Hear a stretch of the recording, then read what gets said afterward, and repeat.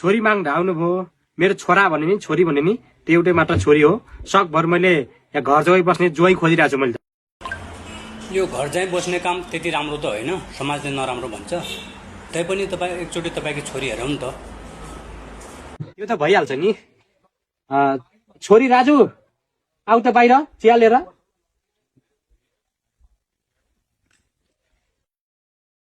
दिनुस्